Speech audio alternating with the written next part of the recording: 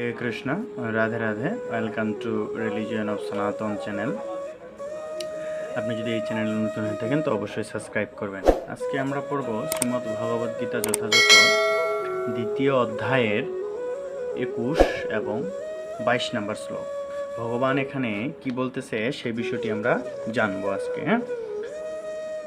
পরমেশ্বর ভগবান এবং শ্রীকৃষ্ণের মধ্যে যে কথোপকথন সেটার উপর নির্ভর করে এই ভগবদ গীতা। তো দ্বিতীয় অধ্যায়, তো তার আগে অবশ্যই আমাদের মঙ্গলাচরণ করে নিতে হবে। তো আমাদের কাছে যদি এই বইটা থাকে বা এই গীতাটা থাকে তাহলে আমরা দেখব যে 6 নম্বর পেজে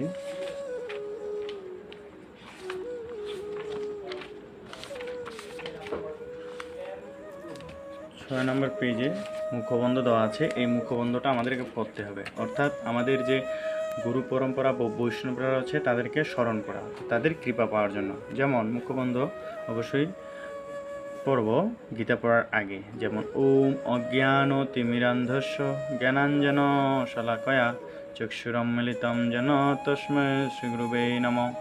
শ্রীচৈতন্য মনোভীষ্টং স্থাপিতং যেন ভূতলে স্বয়ং রূপং কদা ময়ং দদাতি সপদান্তিকং।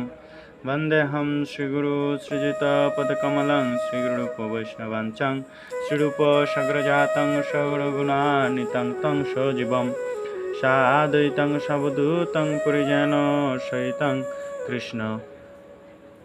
कृष्णचैतन्यदेवं श्रीराधाकृष्णपादान् सगणललिता श्रीविशाखान्वितं च। हे कृष्ण करुणा सिन्धु दीनबन्धु जगत्पथे कपीश गोपिकान्त राधाकान्त नमस्तुते। तप्त काञ्चन गौराङ्गी राधे वृन्दावनेश्वरी वृषभानुसुते देवी प्रणमामि हरिप्रिये। वञ्चाकल्पतरुभ्यश्च कृपा सिन्धु भयवच पतितानां पावनेभ्यो वैष्णवेभ्यो नमो नमः। তারপরে দুই হাত বাহু উপরে তুলে বলতে হবে জয় শ্রীকৃষ্ণ চৈতন্য প্রভু নিত্যানন্দ শ্রী অদ্বৈত গদাধর শিবাসাদি গৌর ভক্তবৃন্দ। হরে কৃষ্ণ কৃষ্ণ কৃষ্ণ হরে হরে, হরে রাম রাম রাম হরে হরে। মঙ্গলাচরণ শেষে অবশ্যই গীতা পড়ার আগে বলতে হবে ওম নমঃ ভগবতে বাসুদেবায়, ওম নমঃ ভগবতে বাসুদেবায়, ওম নমঃ ভগবতে বাসুদেবায়। আপনি এখন যে কোনো অধ্যায়ের যে কোনো শ্লোক পড়তে পারেন, তবে যদি আপনি সিকুয়েন্স অনুযায়ী পড়েন তাহলে সেভাবে পড়বেন। তো আজকে আমি পড়ব হচ্ছে শ্রীমদ্ ভগবদ গীতা যথাযথ দ্বিতীয় অধ্যায় সাংখ্যযোগ শ্লোক নম্বর 22 এবং 23। শ্লোক নম্বর 22 এবং 23।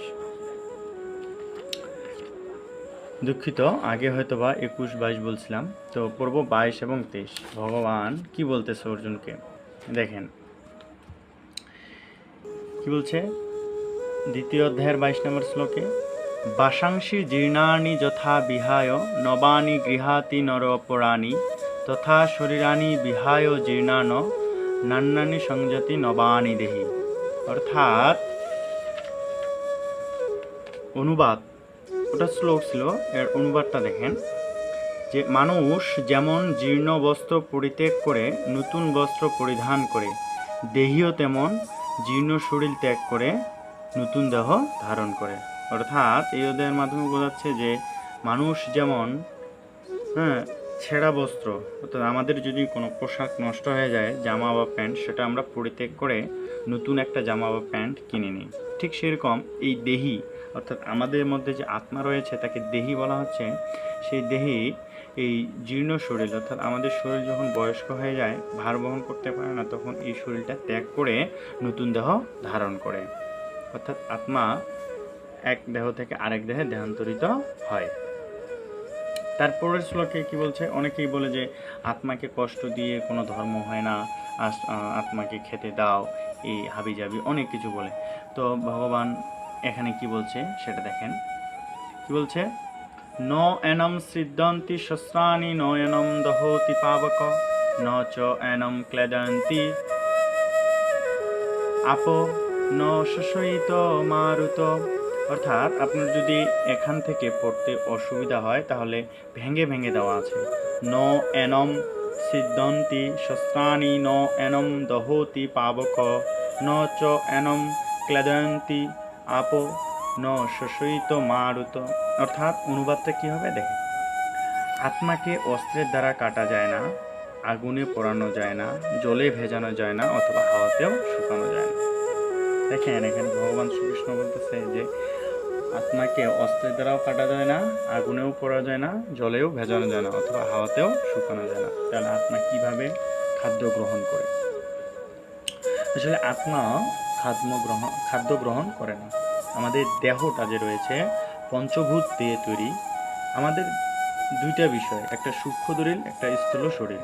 একটা সূক্ষ্ম শরীর আর একটা স্থূল শরীর। সূক্ষ্ম শরীরটা আমাদের মন, বুদ্ধি, অহংকার দিয়ে তৈরি, এবং স্থূল শরীরটা পঞ্চভূতের, ভূমি, জল, অগ্নি, বায়ু এবং আকাশ।